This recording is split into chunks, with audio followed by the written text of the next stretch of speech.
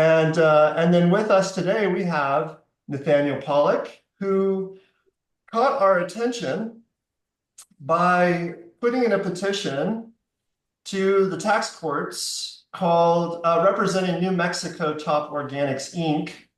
And the petition was called New Mexico Top Organics, Inc., DBA Ultra Health Petitioner, or is the petitioner versus Commissioner of the Internal Revenue Respondent, which is a mouthful. But now he recently submitted the opening brief. And from what I understand, Nathan, now the court has a requirement to respond to you by January 16th, if I recall correctly, which means the ball is rolling. And so, but before we go into that information, I want to just give you the opportunity to introduce yourself. Sure. Thanks, Justin and Jamie. My name is Nathaniel Pollock. I'm an attorney. I work at a tax controversy practice in a boutique litigation focused law firm called SouthBank Legal.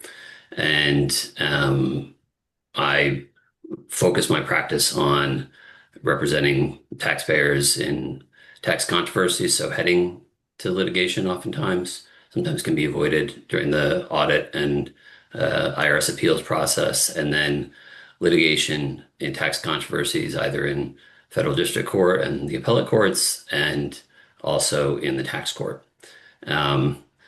Before I get started, I want to just do a very lawyerly thing, which is to have a disclaimer here. And the disclaimer is I'm going to talk to you about a case that I think is of interest that Justin already referred to, New Mexico Top Organics versus Commissioner.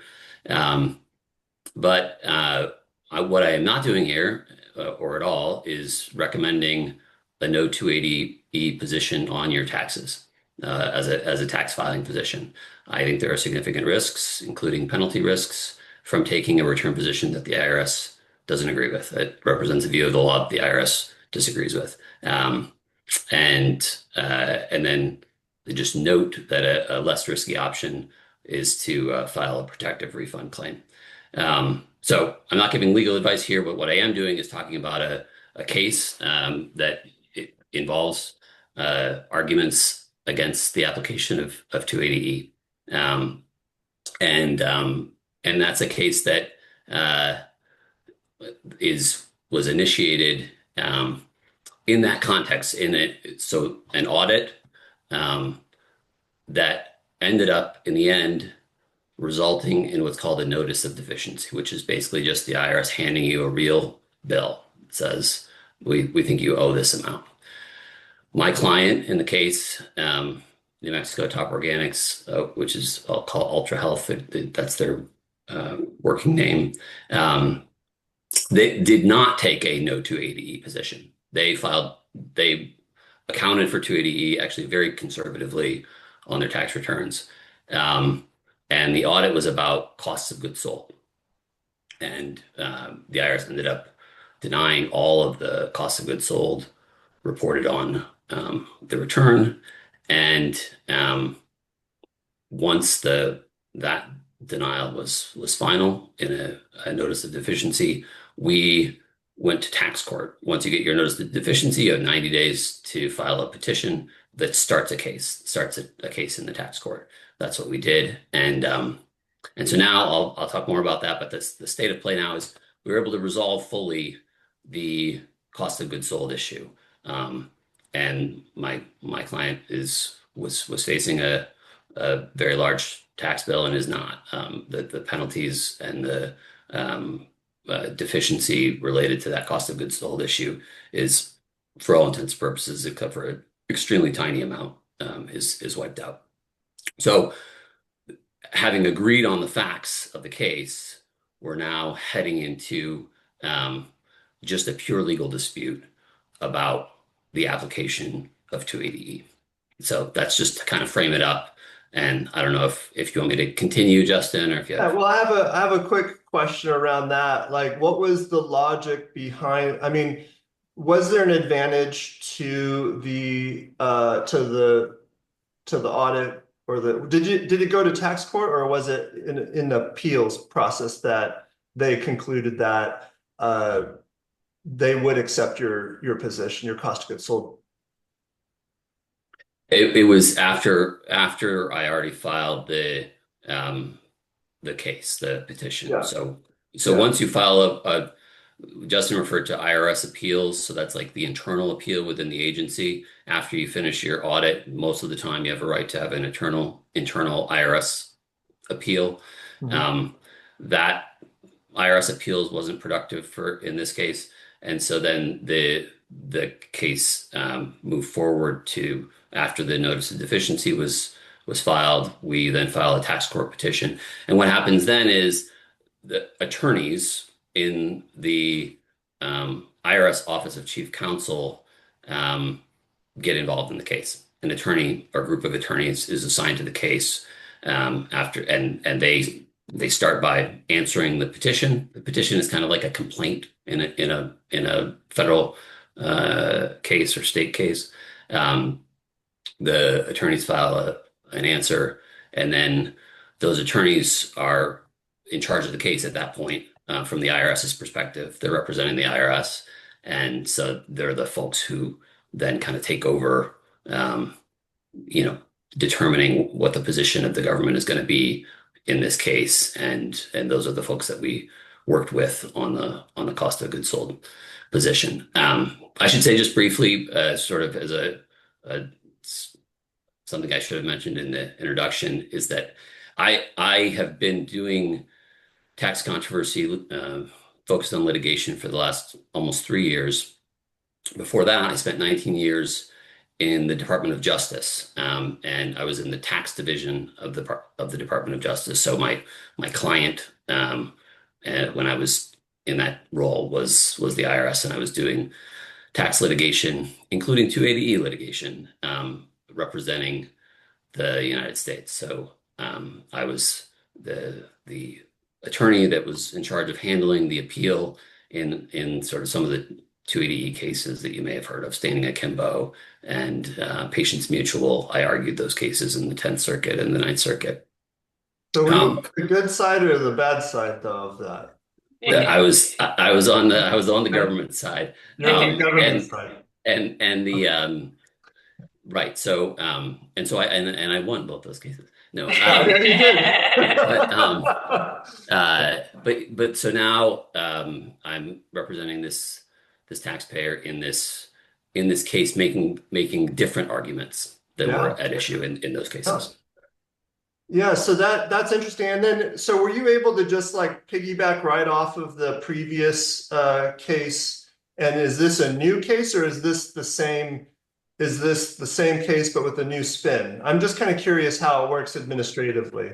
Is the petition Same as what? Same case as what? the one that where the IRS concluded that your client gets to keep their cost of goods sold? Now, Yeah, no, great question. So okay, good. I when you thought it go was to a good tax question. court, when you go to tax court, Mhm. and so when you start the case with a petition, the tax court has jurisdiction to do one thing always, and this is sort of the thing that everybody knows. It has jurisdiction to redetermine the tax. So you're going in with a bill with a deficiency. So say you've got $1 million tax bill. The tax court, you go in and you say, no, I don't owe this $1 million. I don't know most of it. And the tax court has jurisdiction to redetermine the tax and tell you what you really owe now. So maybe they agree with the IRS and the end of the tax court case is you owe $1 million, or maybe they say you owe zero, or maybe they say you owe 500,000. That they have that jurisdiction. They also have jurisdiction to um, determine an overpayment for that year that's at issue. So in this case, in the Ultra Health case, the tax years at issue are the 2017, 2018, and 2019 tax years. For those tax years, what we asked the tax court to do is to determine that there's no deficiency and also determine that it was an overpayment. And the basis for determining the overpayment in this case is our argument that's a new argument, not the position that the taxpayer took in their on their return, but to our argument that 280E does not apply for three reasons. And Yeah. so Great. that's the way that the court. So the result, if we win, will be the tax court will determine an overpayment that will then need to be refunded by the IRS. Mhm. Nice. Jamie, do you have any questions? Not yet. That's Okay. really interesting, though. It's cool. It's cool that you can kind of present this different argument. Oh, there's feedback. I hear Yeah, I don't know. it. Might be from my office. Yeah. It's just interesting. That's good to know that you can, in this process, take this different position that was not taken originally on the tax return. I think that's really good information. Yeah. Well, it's perfect segue though. You ended it. Why don't you just go ahead and start with your three arguments? And in my webinar, I think that I demonstrated the first argument adequately. The following ones not so well, just because I am familiar with the can of provisions case that a petition has been put in with the Supreme Court. And maybe you'll be able to expound on that a little bit more. But if you just want to start with the way you presented them in your brief, that would be great. Great, we'll do. So let me just start just briefly before that is just this kind of where the case sits now, just so folks know. So as you indicated, Justin, the case starts with a petition, and then after we resolve the cost of goods sold issue, we agreed with the IRS to do what's called seriatim briefing, which just means like first the taxpayer files a brief, then the IRS files a brief, then the taxpayer files a brief, and then the court decides it. So the taxpayer's brief was filed on October 17th. We're very excited. We're expecting an amicus brief filed on behalf of a lot of the industry groups by some very good attorneys who they'll file their brief by December 1st, so in a week. And then the IRS Chief Counsel will file a response brief that's due on January 16th. And then the petitioner, so I will draft and file a reply brief at the end of February. The tax court may hold oral argument in the case, and then it'll be fully briefed, and then it'll be up to the tax court to decide it. So before I get into the arguments, I want to just be clear that this is one side of the case. The government has very smart attorneys. I used to be one of them. Mm-hmm. They're going to have responses to my arguments, and so this is not a decision of the tax court. This is just this one side of the case. Nathaniel, can I stop you real quick before you go any further? Can you talk about an amicus brief a little bit and like what that means and how it plays into the whole thing? Yeah, no, great question. Yeah. So an amicus brief, that's legal Latin. It just means friend of the court. And so in this case, the amicus will be a group or a group of groups that are filing a brief supporting the position of the taxpayer, of my client. Right. So I've already filed a brief making the arguments, and then the amicus is going to come in and sort of expand on those arguments in certain ways, make related points to sort of add to the argument on the taxpayer side in this case. And obviously, the reason to do that is when there's a case that affects lots of people, not just the litigant that happens to be be in the court. It makes sense sometimes for other folks to come in who have an interest in the case and have a chance to make their arguments as well before the court. So it's kind of just like it's unrelated, sort of unrelated, but people coming in and providing additional support for the courts to kind of weigh in their decision-making process. Exactly. Yeah. You see in Supreme Court cases, there's often very numerous amicus briefs. And here I expect the amicus brief to be an excellent brief written by some good attorneys who are going to sort of take maybe certain points that I've made and expand on them and sort of add to the argument in that way. Okay, great. And then one more question was just, so it sounds like it's back and forth written briefs and then possibly oral arguments. Is that right? But not necessarily. That's correct. Yeah. Okay. The tax court, so the case is currently, and this is all public. So my brief that I've filed and I'm going to talk about is a public document. Anybody can go on the tax court website and download it. Um, the the case is there's a judge assigned to the case. And so that judge will decide whether it would be helpful to him to have oral arguments. I plan to make to ask ask for that, but he doesn't have to do that. And then also there's a possibility the tax court sometimes designates certain cases for what's called a reviewed opinion, which would mean the entire tax court looks at it and Oh, wow. decides it. And Okay. so in that case, you could have a dissent. You could have most of the judges going Mhm. one way, a couple of the judges going the other way, kind of like a Supreme Court case where you might Yeah. get a concurrence or a dissent and the majority opinion. Yeah, in So that case, you just need the majority to win, correct. right? Yeah. That's right. Okay. That's right. Interesting. Cool. Um, so the three arguments that we're making in this case are the first argument is an argument that Section 280E of the tax code does not apply because marijuana is not within the meaning of Schedule 1 or 2 of the Controlled Substances Act. And then we're making two alternative arguments that are focused on the fact that my client is a purely medical marijuana provider for the tax years at issue in New Mexico.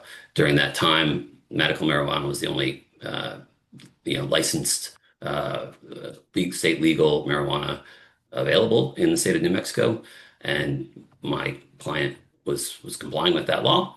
And so the first alternative argument is that Section 280 does not apply because trafficking in state licensed medical marijuana is as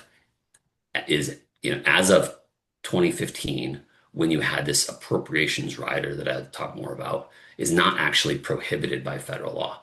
And then a second in the alternative is that Section 280E is inapplicable because even if federal statutory law still prohibits trafficking in medical marijuana, notwithstanding the appropriations rider, that prohibition violates the Commerce Clause of the Constitution. I know that you guys talked about the first argument, and but I do want to just say a few things about that, if you don't mind. Please rehash it just for people to Yeah. understand it. And Let me give you just a quick background. I'm assuming that people know what 280E is. There's obviously Yes. interest, but So. the genesis of one of the things that we just talk a little bit about, and I think it's not directly relevant in the sense that it's an argument, but it provides a flavor and a context for some of the argument, is how 280E came about, which is really was a tax court case. This was a case where a sort of street level drug dealer in the late 70s was arrested. And I think this is somewhat unusual, but after arrest, after this person's already in jail, the IRS came in and said, "We're auditing you, and we need you to pay taxes on your illegal income, the income that you earn from dealing cocaine and marijuana and heroin, I believe." And the taxpayer, who's already in jail at that point, says, "Well, okay, I guess, but I should be able to deduct my cost of goods sold and my expenses. I had to fly to these different places to in the furtherance of my illegal drug dealing business." And the interesting thing about that case is everybody agreed that that was permissible. The tax court, the IRS, the taxpayer. There was no dispute that the taxpayer was allowed to take deductions and account for cost of goods sold. The only dispute was a substantiation dispute. How much of the deductions and cost of goods sold had you actually proved? So it was just like an evidence question. But that case, and that's still the law, by the way, everywhere else besides in the context of controlled substances. So if you're operating illegal gambling business or illegal arms trading, you're allowed to take deductions and account for cost of goods sold. Now, of course, this is all irrelevant because if you're operating one of those businesses, you're not going to be filing tax returns that identify those businesses as your business, right? Just as any normal person wouldn't be filing a tax return identifying an illegal drug dealing business as their business. It only arises in this weird situation where somebody's already been arrested and the IRS comes after them after they've been arrested. And so this case was publicized in the Washington Post as the deduction of the week. And that the case, and I think probably the publication of the case in the newspaper was what sort of the genesis of what led to the enactment of 280E. So it's important to realize nobody thinks that anyone who enacted 280E had in mind state licensed cannabis businesses, right? It was enacted in 1982, long before anyone could have anticipated that was something that would exist in the future. The Controlled Substances Act was enacted about 10 years before that in 1970, and it has a series of schedules. And each schedule is mutually exclusive to all other schedules, right? So if a drug is in one schedule, it can't be in any of the other schedules. And the relevant schedules here are Schedule 1 and Schedule 3. So Schedule 1 drugs have a high potential for abuse, no currently accepted medical use in the United States, and a lack of accepted safety even under medical supervision. Schedule 3 has a potential for abuse less than Schedule 1 or 2 substances, does have a currently accepted medical use, and there's a determination that the abuse may lead to moderate or low physical dependence or high psychological dependence. So these are mutually exclusive, as you can see. If it's moderate or low, it's not a lack of accepted use under any circumstances. If if it has a medical use, then accepted medical use, then it can't be in Schedule 1, right? So a determination that a drug is in Schedule 3 is a determination that a drug is not and doesn't meet the standard. So a determination that the drug meets the standard of Schedule 3 is a determination that it doesn't meet the standards of Schedule 1 or 2. And so the within the meaning of argument focuses on the plain language of Section 280E. So Section 280E says, and by the way, it's a very textualist court that we have, really all courts in the United States. Justice Scalia was extraordinarily effective in remaking the judiciary as a textualist-focused judiciary, and that includes the tax court, absolutely. And what does that mean exactly, textualist? That means what really matters is the words on the page, right? What the law says, not what was in anybody's head, not what people might have meant. What's the best reading of the law? That's the sort of preeminent question in most of the time in courts involving constitutional or statutory interpretation. And so if you look at the text of Section 280E, what it says is, it denies deductions and credits for businesses that consist of trafficking in controlled substances within the meaning of Schedule 1 and Schedule 2 of the Controlled Substances Act, which is prohibited by federal law or the law of any state. Okay, so back to the argument.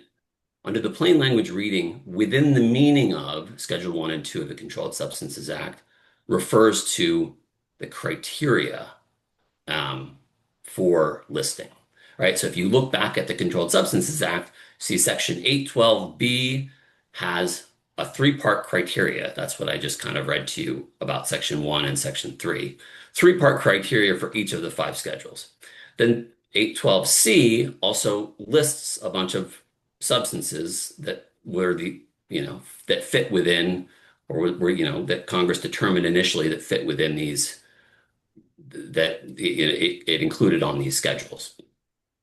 So to speak of the meaning of a list, right, the meaning of Schedule 1 or 2 is, in ordinary parlance, in normal people's use of the English language is to speak of the meaning of is the characteristics that define the list. And that's the way that within the meaning of is used elsewhere in the law, including in the tax code. So there's a lot of times where the tax code says within the meaning of or uses the word married, folks who are married, this provision applies. But then married is qualified with the same kind of parenthetical phrase, parentheses, within the meaning of section 7703, close parentheses. Well, if you go to section 7703, you see, there's actually a whole bunch of rules about what it takes to be married during a tax year, and what if you're separated during that tax year, or your spouse dies during that tax year, at what point are you married? And there's a whole set of criteria, right? So that phrase brings in that idea, that meaning, right? That set of criteria. And it also does the same thing to incorporate lists that are outside of the tax code. And I use a bunch of examples of this in the brief, but I'm not going to go through them all. And so the key is within the meaning of, just in ordinary language, is not synonymous with listed on or listed in. And Congress also uses those phrases, by the way, a lot of the time, including to refer to the Controlled Substances Act. So when Congress wants to incorporate the list itself, right, the actual substances that are on the list in subsection C of Schedule 1 substances, it says listed on or listed in, or sometimes it says other words too, but not words that are not synonymous with within the meaning of. And that makes a lot of sense, right? I think you speak to this in your brief that they would want flexibility, in terms of broader interpretation of those lists as well, not just to say, okay, marijuana shouldn't be Schedule 1 or 2. It belongs on Schedule 3, so 280E doesn't apply. But if it comes to be that there is a substance that is not currently listed as 1 or 2, but it's, we discover it should be, the idea would probably be that 280E should apply to those substances, even if there's an administrative process that's ongoing, that to officially reschedule that hasn't been completed, right? Yeah, no, that's a great point. That is, so I think you have to, to the extent that you're thinking about Congress's intent, you're thinking about a world in which there's no state licensed medical marijuana, right? And in that world, what's Congress focused on, and why did it choose to tie 280E's coverage to within the meaning of rather than listed on? And I think one reasonable explanation of that is that it was hoping to make that provision more expansive, right? If there's a substance that's currently listed on Schedule 3 or Schedule 4, but is in fact within the meaning of Schedule 2 or Schedule 1, Congress wanted to include that within 280E's coverage. And I think the most likely scenario for where that would apply would be during the process of rescheduling. So, for instance, HCP or Vicodin was rescheduled in 2014 from Schedule 3 to Schedule 2. If it's within the meaning of Schedule 3, then 280E doesn't apply. But if it's within the meaning of Schedule 2, it does. Now, in that, I don't know of a case that dealt with it in that context. But if there had been an illegal dealer of Vicodin that was dealing in 2012 after Congress had already, or the agencies had already started this process of rescheduling, could 280E be applied in that circumstance? My submission is yes, it could, because there's already sort of the wheels in place. It's going to be established in that context of the administrative process that it's actually within the meaning of Schedule 2. And then of course the key is this is not Ultra Health coming in and trying to provide a bunch of evidence of a scientific basis for marijuana being within the meaning of Schedule 3 rather than in the meaning of Schedule 1, because that scientific basis is provided by this very exhaustive 250-page analysis of lots of scientific research and studies that was drafted by the Department of Health and Human Services Mhm. in the context of a rescheduling process that has not yet been completed. So it's the rescheduling has not occurred, but the Department of Health and Human Services has in a very clear, scientific, thorough way documented that its position that for all the reasons um, that marijuana meets the definition of is within the meaning of Schedule 3, and therefore is not within the meaning of Schedule 1, including, statements directly to that effect that uh, are included in that 250-page analysis of the scientific and medical literature. Um, and so that's sort of what we're bringing before the court to say it's actually the federal government's own position that marijuana is not within the meaning of Schedule 1 and is within the meaning, or is not, yeah, is within the meaning of Schedule 3 and therefore not within the meaning of Schedule 1. And that came out that was in 2023, right? When Biden asked for kind of an evaluation and the HHS sent that letter to the DEA. I believe it had been leaked. I actually read It's been leaked. It was leaked. It was leaked before I read it, and I think but I read it when the notice of proposed rulemaking came out, which I believe was in the spring of 2024. And at that time, it was a recognized and official public document, right? Yeah. It's the Attorney General. A notice of proposed rulemaking was just the Attorney General saying was initiating the process of officially rescheduling marijuana from Schedule 1 to Schedule 3. That process has since been stalled, but the notice of proposed rulemaking accepted the findings and the determination of the Department of Health and Human Services. And it actually did some other things that are just extraordinarily helpful, we think, to the position that my client's position in this case. One of the things the Attorney General did is ask for a review by the Office of Legal Counsel. The Office of Legal Counsel is a division within the Justice Department, and it's in charge of deciding what the executive branch thinks the law is when there's a hard question about what the law is. So like what's the justifying the executive branch's position on the law or determining often as between two agencies, that have a different view of the law.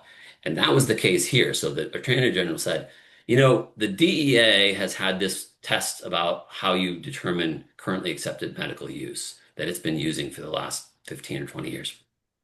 And the HHS didn't use that test. It used a very different test. And so who's right?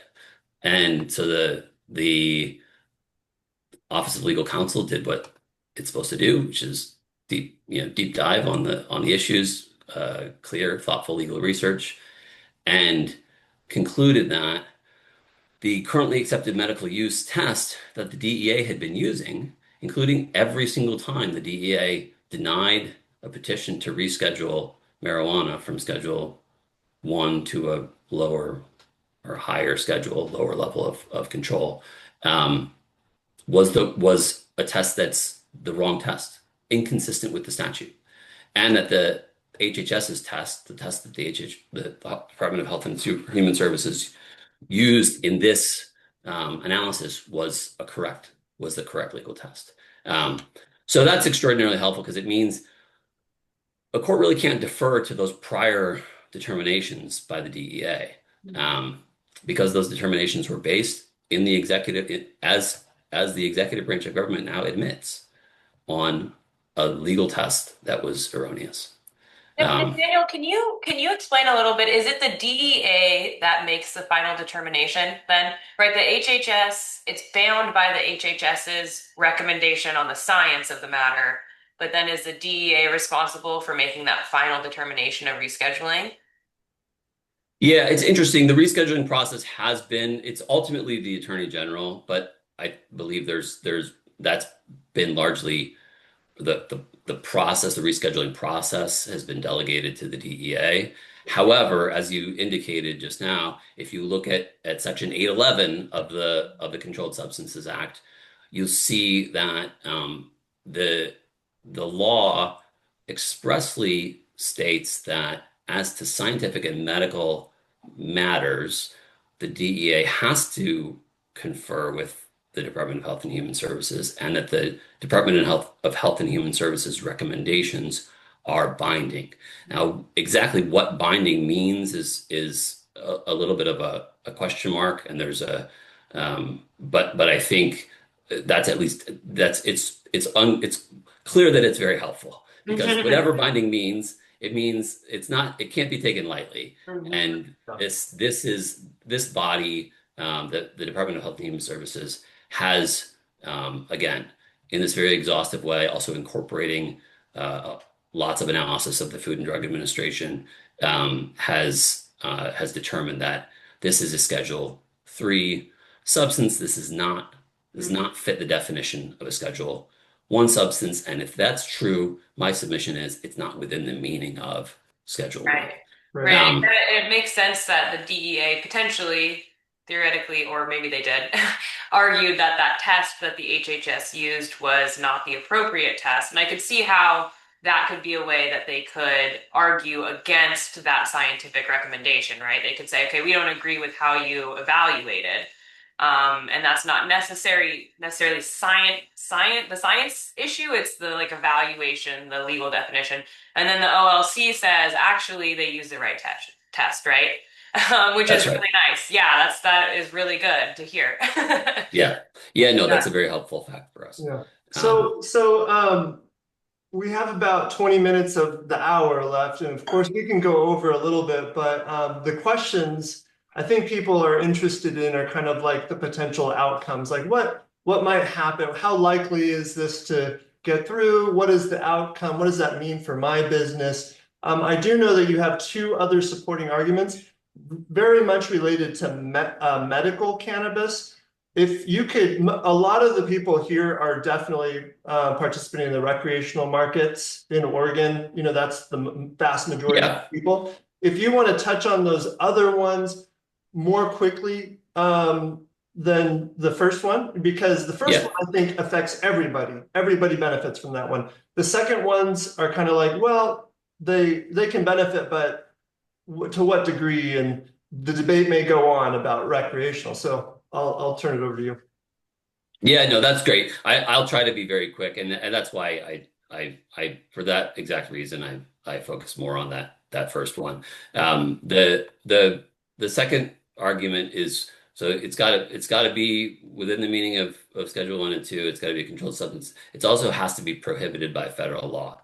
So as you all probably know, since 2015, there's been an appropriations rider that just means like it's a condition on the budget of the Department of Justice.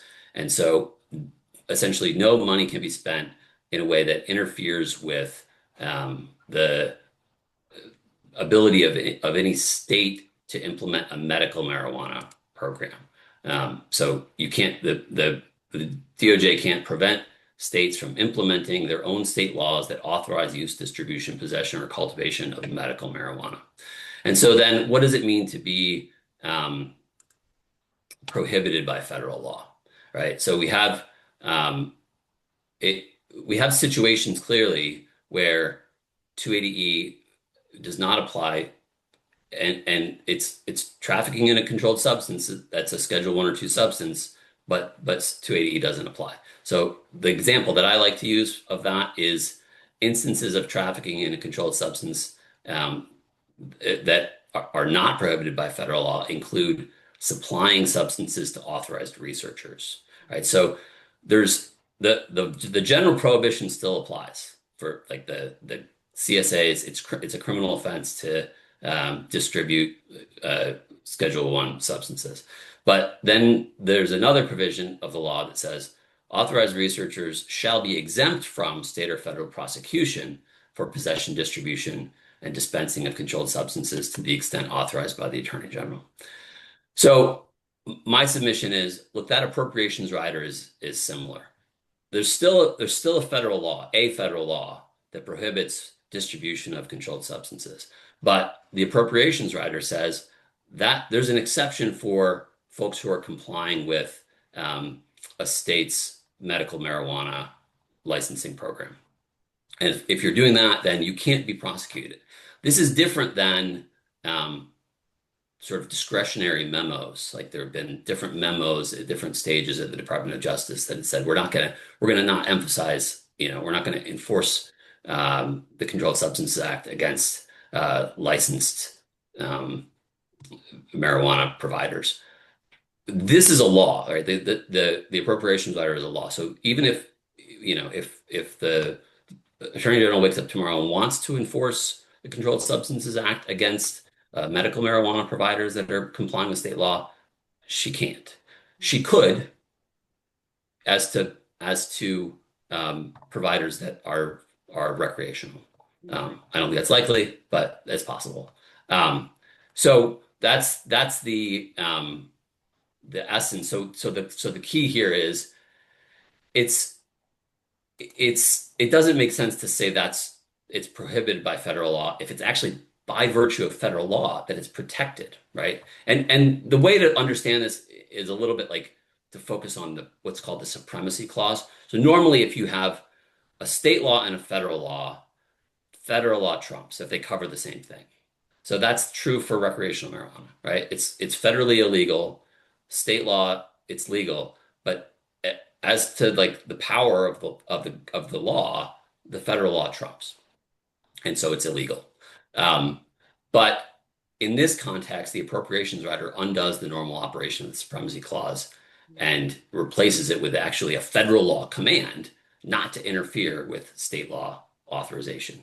And so I think the basic submission is it doesn't make any sense to say that distribution of medical cannabis is prohibited by federal law when it's by operation of federal law, the state laws authorizing medical cannabis distribution can't be interfered with, can't be authorized and prohibited at the same time. Those are opposites, right? And so which one is it? My submission is it's authorized. That's the balance. That's the federal law status of medical cannabis currently. The Commerce Clause argument is just a narrower argument and assumes that I hope the Canada Provisions case loses. I hope or wins. I hope that the Supreme Court grants cert and overturns Gonzalez versus Raich. But if it doesn't, it's a argument that as to a medical provider, Gonzalez versus Raich doesn't apply. And the basic reason for that, and I'll just be extremely brief, is that the state of affairs have changed fundamentally, right? The whole basis for that opinion was deference to Congress.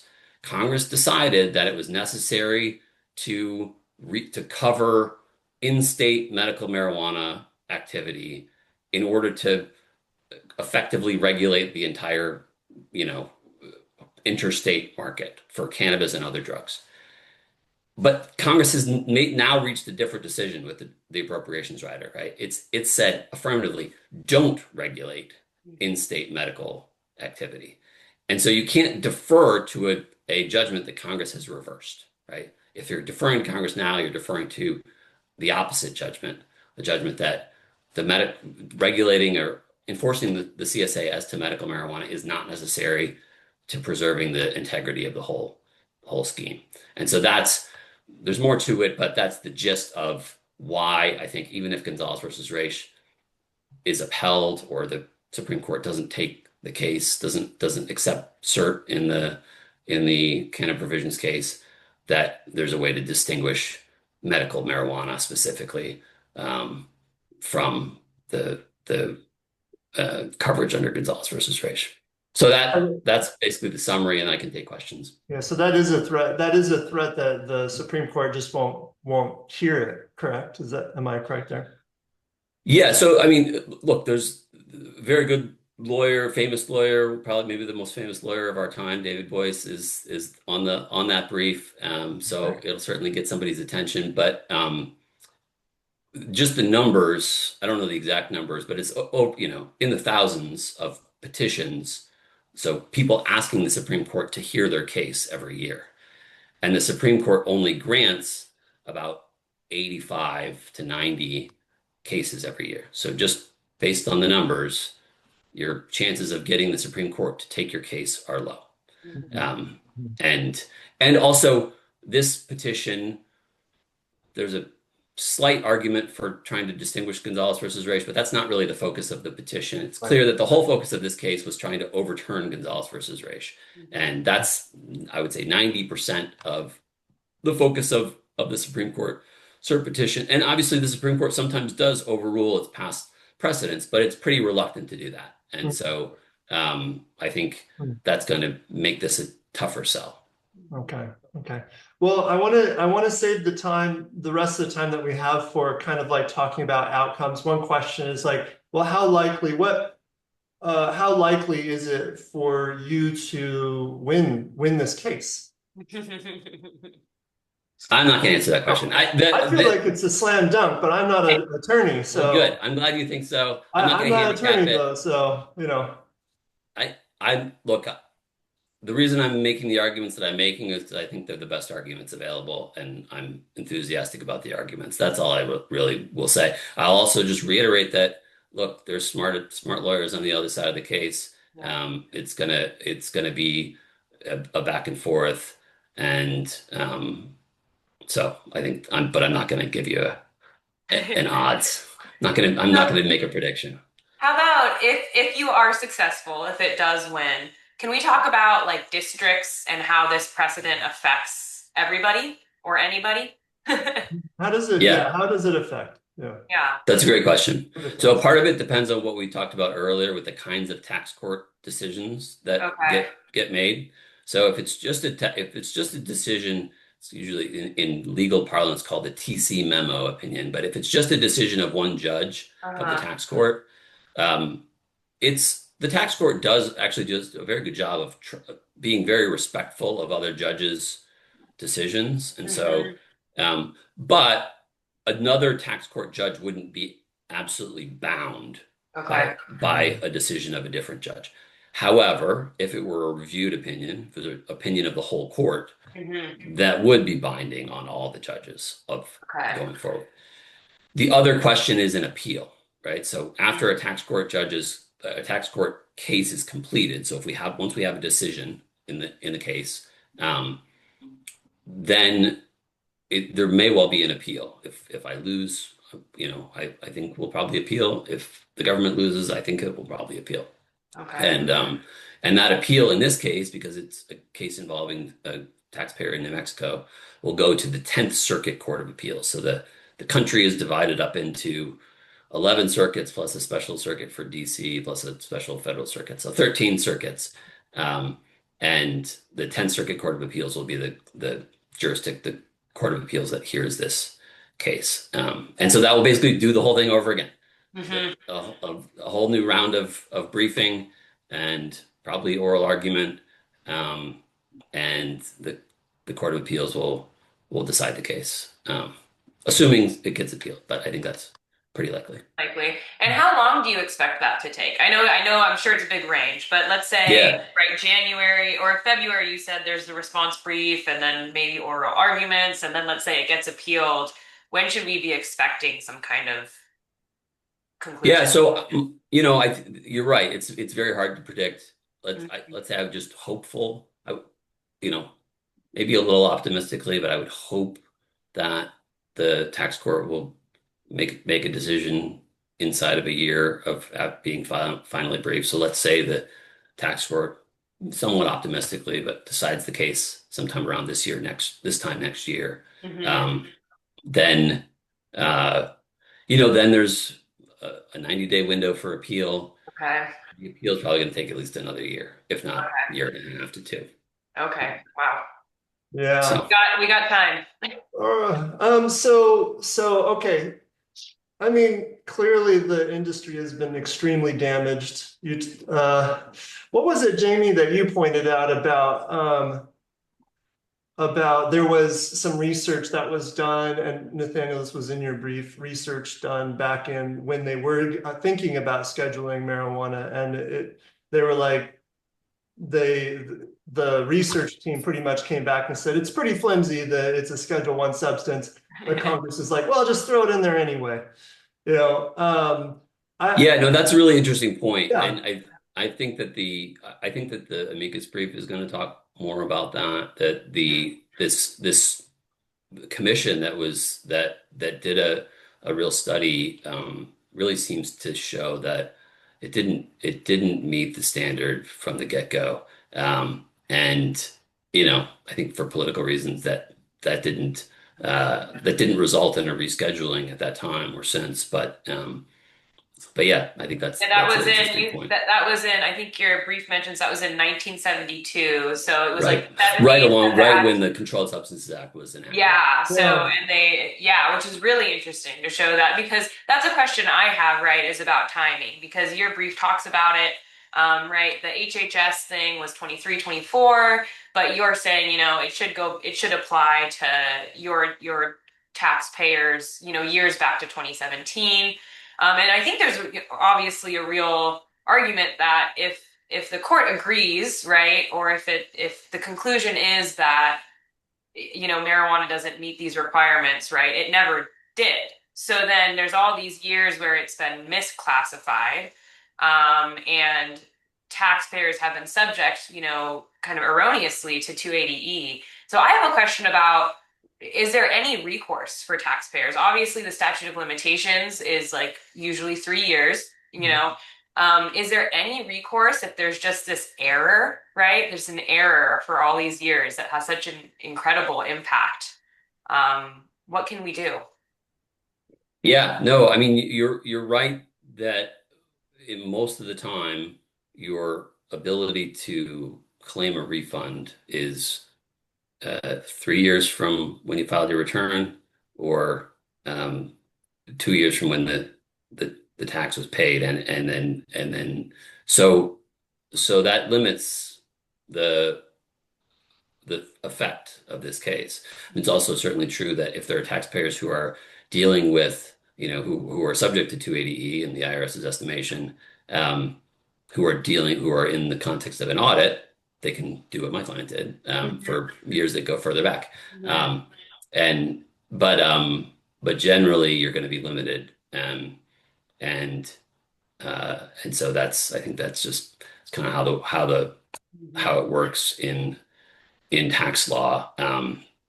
But I do think there's a strong argument that it goes back further than Mhm. when the HHS report came out. I mean, one of the things I say in the brief is that the Controlled Substances Act scheduling criteria deal principally with medical and scientific facts Mhm. about chemical properties of drugs and the psychological and physiological makeup of human beings. Mhm. And those facts really shouldn't have changed. The only thing that's a temporal element is currently accepted, right? In currently accepted medical use. Mhm. Even there, I think we have a strong argument that it was currently accepted in mid 2017. Mhm. But I think it's important to point out that even if we were wrong on that, even if there was no Mhm. currently accepted medical use back then, the fact that it is not unsafe under any circumstances and is not severely doesn't have a severe dependence risk. Those are factors that kick it out of Schedule One, Mhm. because it's got to meet all three of the Mhm. criteria to be within the meaning of Schedule One. So Yeah. even supposing that there wasn't a currently accepted medical use, it would Mhm. still not be within the meaning of Schedule One.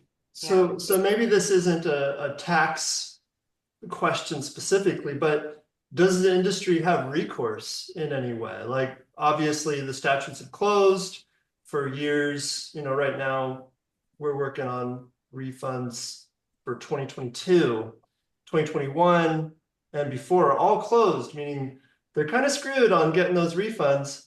But say the industry comes together and decides to put together a class action lawsuit or something like that, can they do something like that? Like, is there recourse for getting at least getting their refunds, let Yeah. alone like just getting paid damages for Yeah. the damages that were caused by getting bankrupted, from tax debt?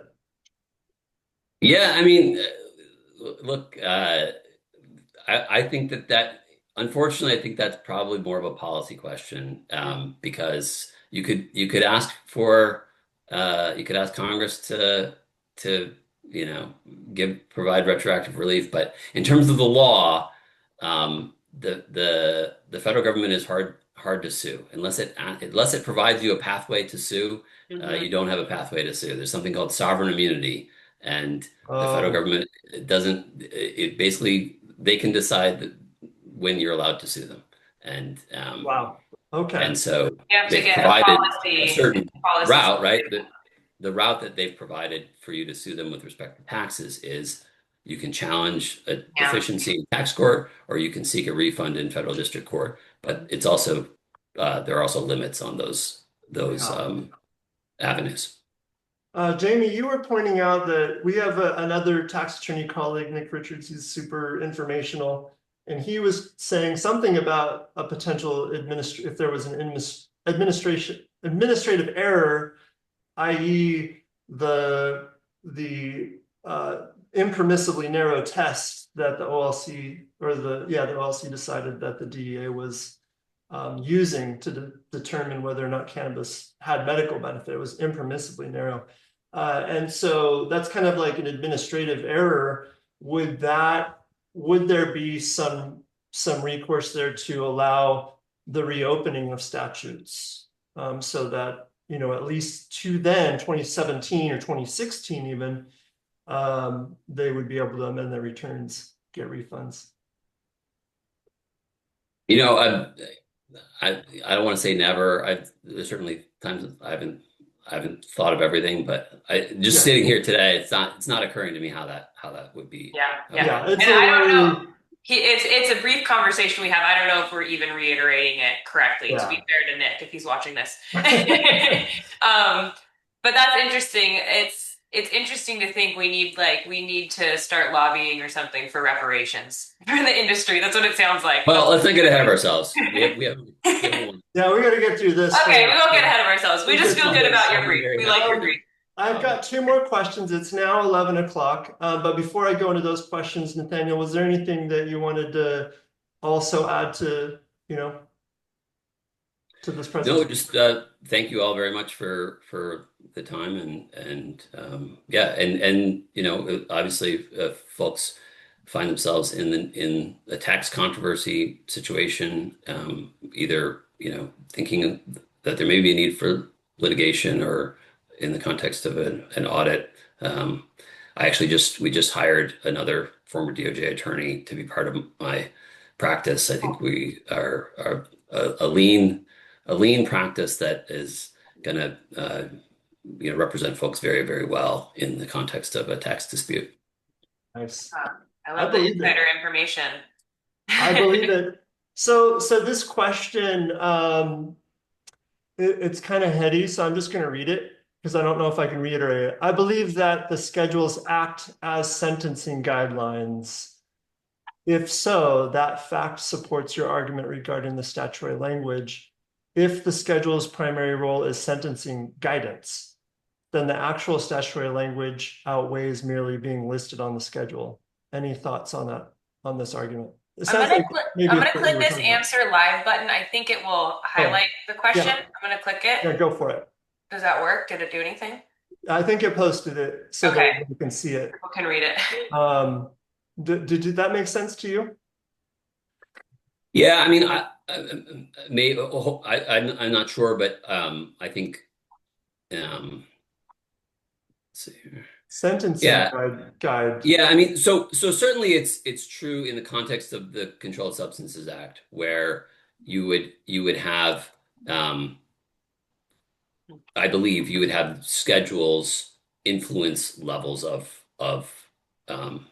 culpability in terms of punishment, right? So distributing so many milligrams of a Schedule 1 substance may be punishable by up to 10 years in jail versus distributing so much amount of a Schedule 2 substance. I think I'm not a criminal attorney, but you just in poking around in the Controlled Substances Act, I think there's something there.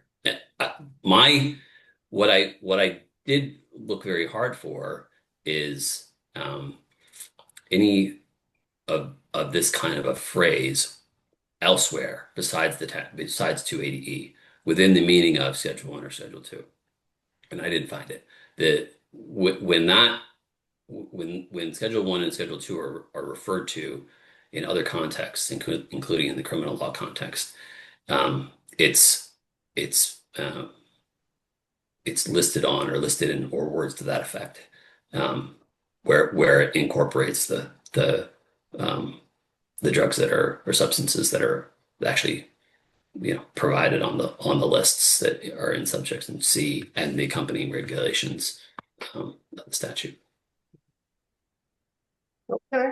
And then we have a final question here, and I think I could have probably typed out the answer here, but essentially, any thoughts on how this might affect, if it gets rescheduled to Schedule 3, does it have an effect on the THCA businesses that are now, the loophole is now closed in the Farm Bill, and after a year, it's pretty much, goes back to being black market sales if they're going across state lines. But do you have any Right. thoughts on that? I have not done a deep dive on Yeah. like what the language in the most recent bill that addressed hemp. So no, Yeah. I don't Well, I really think, I don't think it has a big impact on my. no, Schedule 3. I mean, it goes back to it's not federally legal. If it's a Schedule 3, it has to be prescribed. That's how you can get around the interstate issues. But if it's not gonna be FDA approved for prescription, then it's still federally illegal and it cannot go across state. Well, it can't go out of states that don't have a framework, a cannabis regulation policy. That's my understanding. Yeah, again, I'm not sure, but I don't think it has really any impact on Yeah. this argument. All right. Well, hey, Nathan, thank you so much. And I'm so glad that it seemed like this is kind of a follow-up to MJBiz webinar that I did a couple weeks ago. And I don't have to put my foot in my mouth from what I can tell. So that's good. But appreciate it so much. And we'll just keep following what's going on very closely. Please keep us up to date on the goings on. That would be wonderful. And then you did give me permission to circulate this opening. The brief is public, so It's and public. anybody can Yep. get it. So Just go on the tax court website those of you who are still on, we had 50 attendees. And for those of you guys that are on, if you want the opening brief, I can share that with you guys. All right. Great. So much, Nathaniel. Thank you all. Thank you. All right. Thank you.